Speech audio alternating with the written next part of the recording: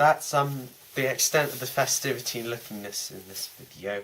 Welcome to day 7. I'm going to keep this short. It's the second part of the Nick Briggs interview. If you haven't seen the first part, link is in the down. And yeah, here we go. This is Nick Briggs talking about his time being a Dalek. Well, no, voicing the Daleks. I said, I think you should get in touch with your agent. And David sort of smiled and nodded, and I found out later that he already knew. Oh. But he couldn't tell anyone. Yeah. He was sworn to secrecy. I remember later on when he finally went for a meeting at, I think, Julie Gardner's flat to meet Billy Piper and see Russell again. And he texted me from the loo to say, I'm at Julie Gardner's flat having dinner.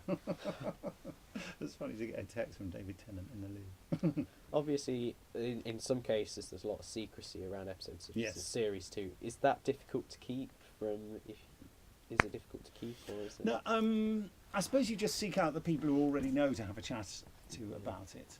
Or yeah, because Russell always used to say, he said that information is like a virus. He said no matter, even if you think that you're safe with it, he said someone will know someone who knows someone who knows someone. So even if you tell someone, the trick is, like for example, to tell my mother who doesn't know anyone who's into Doctor Who except me, But she might just mention it to someone who knows a tabloid journalist's best friend, and So the best thing is, it's quite difficult because you want to talk about how exciting it is. But there again, if you want to keep your job, to keep quiet. Having said that, no one has ever, apart from that one time when Russell T Davies did a blanket thing when we did The Next Doctor, and he stood up at the read-through and said this thing about information being like a virus.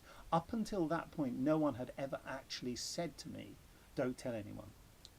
You just assumed you probably shouldn't. And I think that's where they've come a cropper in the past, because they didn't tell anyone. I think what happens now that the scripts and the schedules have a thing on top saying this is all top secret and confidential. But I don't think they did that in the first place.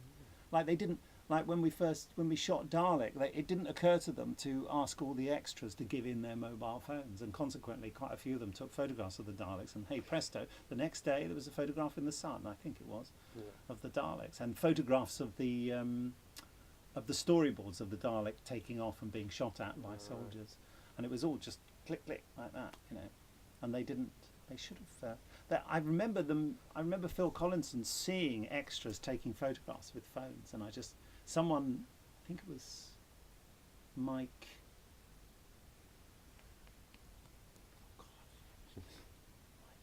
He wrote a Doctor Who novel, and I know him really well, and I can't remember his surname. Isn't it terrible? He wrote a Cyberman novel, and he used to do special effects for the BBC.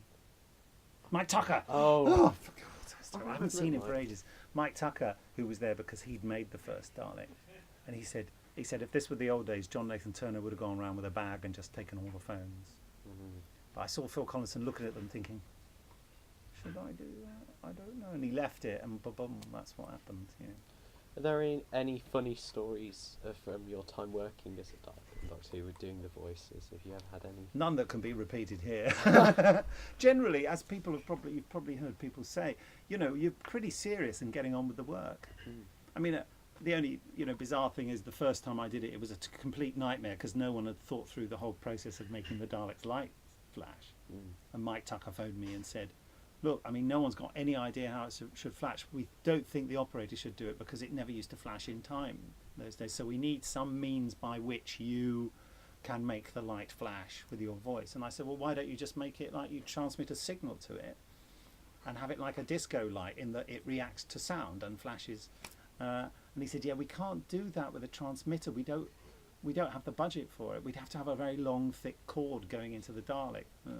So we worked out a transmitter where I flashed it. He said, you'll have a button to press in time with your speech. It turned out I had this sort of grip thing that I had to clench like that. But then we realised when it got close to the ring modulator made the Daleks sound like Pinky and Perky. Really high rate of modulation, which was awful. Trouble is, no one on set was a Doctor Who fan, and the Dalek, you're speaking like this, and they all thought it was fine. I was going, no, this is wrong, and that was like a nightmare. I was like in a slow motion nightmare, and saying to them, no, it's rubbish, you can't do this. And they said, no, it's fine.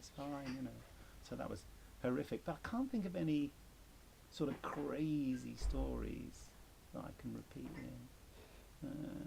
No, No, I did mess up my lines on that first story, and I managed to say a rude word when I messed up the lines, and but I flashed the lights in time to it instinctively because I just got this thing where I did this, and also eventually, once we realised this was causing a problem, I pointed. That's what I did. I pointed to someone who was 200 yards away from me who'd flash at the same time.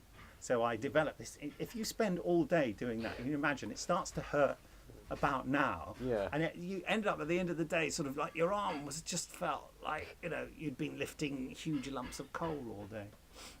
But yeah, I can't think. If anything occurs to me, I'll let you know. But I can't think of anything.